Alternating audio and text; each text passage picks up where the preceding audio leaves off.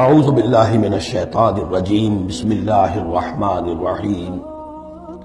بل اتبع الذین ظلموا اہواءہم، حقیقت یہ ہے کہ ان ظالموں نے اپنی خواہشات کی پیروی کی ہے بغیر علم، بغیر کسی علم کے، بغیر کسی سند کے۔ فمن یہدی من اضل اللہ، تو کون ہے جو ہدایت دے گا اس کو کہ جس کو اللہ نے بھٹکا دیا؟ یعنی اللہ تعالیٰ ان کے ضلالت کا فیصلہ کر چکا ہے کہ ان کی مہر تصدیق اللہ کی طرف سے ثبت ہو چکی ہے۔ وما لهم من ناصرین، اور اب ان کے لیے کوئی مددگار نہیں ہے۔ فاقم وجہک للدین حنیفا، یہ آیات بہت اہم ہیں جو آ رہی ہیں آگے، اور دین کا جو اصل روح ہے اور اس کی یعنی جو جڑ اور بنیاد ہے۔ فاقم وجہک للدین حنیفا،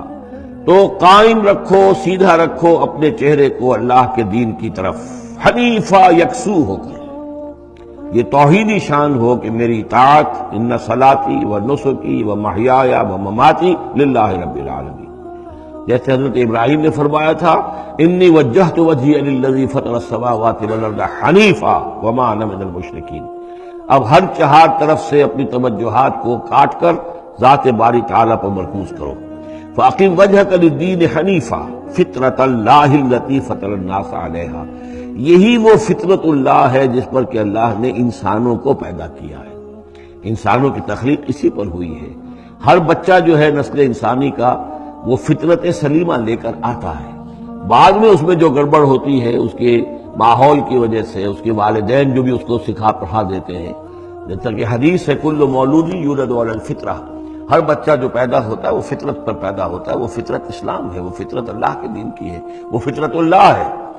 فَأَبَوَاهُ يُهَوِّدَانِهِ أَوْ يُمَجِّسَانِهِ أَوْ يُنَصِّرَانِهِ، یہ تو پھر اس کے ماں باپ ہیں جو اسے یہودی یا نصرانی یا مجوسی بنا دیتے ہیں۔ تو یہاں فرمایا فطرت اللہ التی فطر الناس علیہا، لا تبدیل لخلق اللہ، اللہ کی خلق میں، اللہ کی تخلیق میں کوئی تبدیلی نہیں ہو سکتی۔ ذالک الدین القیم، بس یہی دین ہے قائم رہنے والا سیدھا دین۔ ولکن اکثر الناس لا یعلمون، لیکن اکثر لوگ علم نہیں رکھتے۔ منیبین الیہ، تو فاقم وجہک للدین حنیفا، اسی کے ساتھ کنٹینویشن سمجھیے، منیبین الیہ، اور چونکہ پہلے واحد کے صیغے میں تھا تو حضور سے خطاب تھا، لیکن جیسا کہ میں نے آپ کو بتایا ہے کہ حضور سے خطاب بھی ہوتا ہے ان مکی صورتوں میں، تو گویا کہ امت سے ہو رہا ہے، تو یہاں وہ جمع کا صیغہ ہو گیا کہ اپنے چہرے اللہ کے دین کی طرف یکسو ہو کر سیدھے کر لو، منیبین الیہ، اسی کی طرف رجوع کرتے ہوئے، واتقوہ، اور اس سے ڈرو، وَأَقِیمُوا الصَّلَاةَ وَلَا تَکُونُوا مِنَ الْمُشْرِکِینَ، اور نماز قائم کرو، دیکھو مشرکین میں سے نہ ہونا، مِنَ الَّذِينَ فَرَّقُوا دِینَهُمْ، جنہوں نے اپنے دین کو پھاڑ ڈالا۔ فرق جو ہے کاٹ دینا، توڑ دینا، کل فرق کالطود العظیم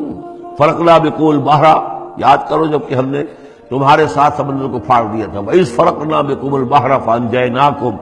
وَأَغْرَقْنَا آلَ فِرْعَوْنَ وَأَنْتُمْ تَنظُرُونَ۔ فرق کیا ہے؟ پھاڑ دینا،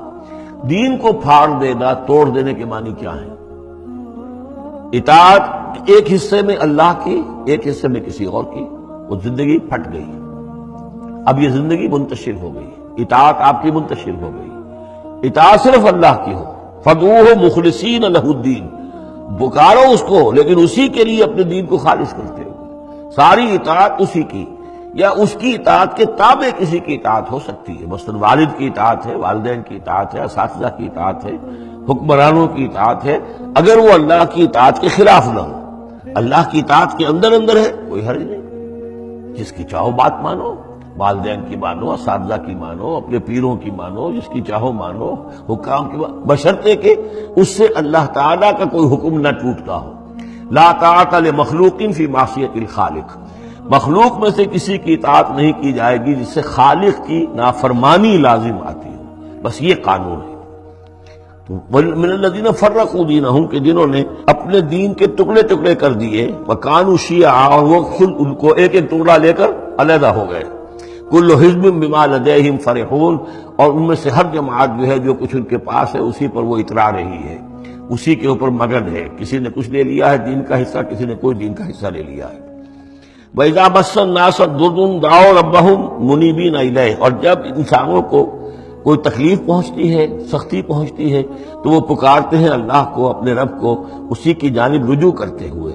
ثم اذا اذاقهم منه رحمتا، پھر جب اللہ تعالیٰ انہیں اپنی رحمت کا مزہ چکھاتا ہے، اذا فریق منهم بربهم یشرکون، تو ان کی ایک جماعت اور ان کا ایک گروہ جو ہے اپنے رب کے ساتھ شرک کرنے لگتا ہے۔ لیکفروا بما آتیناکم، تاکہ کفر کریں ان چیزوں کے ساتھ جو ہم نے انہیں دی ہیں، یعنی ہماری دی ہوئی شے ہے، رزق ہماری ہے، لیکن اس کو وہ کفر کے لیے استعمال کر رہے ہیں۔ فتمتعوا، اچھا ٹھیک ہے،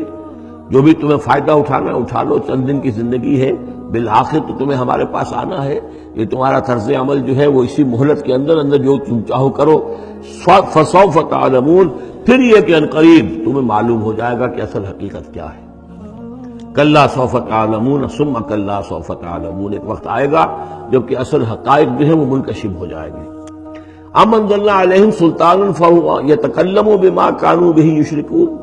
کیا ہم نے ان کے اوپر کوئی ایسی سند اتاری ہے جو ان سے یہ کہہ رہی ہو اور ان چیزوں کی تصدیق کر رہی ہو کہ جن کے یہ شرک چیز کو شریک کر رہے ہیں، یعنی کوئی آسمانی کتاب آئی ہو جس نے انہیں یہ بتایا ہو۔ اب یہاں دیکھیں لفظ یتکلم آیا، جو بات کرتی ہو ان سے، یہی لفظ ہے جو کہ علامہ اقبال نے قرآن کے لیے استعمال کیا ہے۔ مثل حق پنہا ہم پیداستو، زندہ و پائندہ و گویاستو، یہ قرآن جو ہے خود کلام کرتا ہے، آپ اس سے گفتگو تو کیجئے، یہ آپ سے کلام کرے گا، آپ سے بات کرے گا۔ پوچھا گیا یہ کہ ام انزلنا علیہم سلطانا فہو یتکلم بما کانوا بہ یشرکون، تو کیا ہم نے ان کے اوپر کوئی سند اتاری ہے جو ان سے گفتگو کرتی ہو، جس نے انہیں یہ بتایا ہو کہ یہ شرک کرو، یہ بھی اللہ کے ساتھ شریک ہے، یہ بھی اللہ کے ساتھ شریک ہے، یہ بھی اللہ کے ساتھ شریک ہے۔ وَإِذَا أَذَقْنَا النَّاسَ رَحْمَةً فَرِحُوا بِهَا، اور جب ہم لوگوں کو اپنی رحمت کا مزہ چکھاتے ہیں تو پھر وہ بڑے اتراتے ہیں، فخر کرتے ہیں، پھولے نہیں سماتے۔ وَإِن تُصِبْهُمْ سَيِّئَةٌ، اور اگر کہیں کوئی تکلیف آ جاتی ہے، مصیبت آ جاتی ہے، بما قدمت ایدیہم، اور وہ آتی بھی ہے ان کے اپنے ہاتھوں کے کرتوتوں کے باعث، جو ان کے ہاتھوں نے آگے بھیجا ہوتا ہے، اذا ہم یقنطون، تو وہ بالکل مایوس ہو جاتے ہیں، ان کی اور آس توڑ کر بیٹھ جاتے ہیں، ان کی کمر ٹوٹ جاتی ہے۔ اولم یروا ان اللہ یبسط الرزق لمن یشاء ویقدر، کیا وہ دیکھتے نہیں ہیں کہ اللہ تعالیٰ ہی ہے کہ جو رزق کو کھول دیتا ہے، پھیلا دیتا ہے، کشادہ کر دیتا ہے جس کے لیے چاہتا ہے، ویقدر،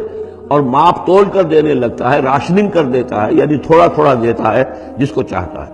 ان فی ذلک لآیات لقوم یؤمنون، یقیناً اس میں نشانیاں ہیں ان لوگوں کے لیے جو مانتے ہیں، جو ماننے والے ہیں، جو یقین کرنا چاہیں۔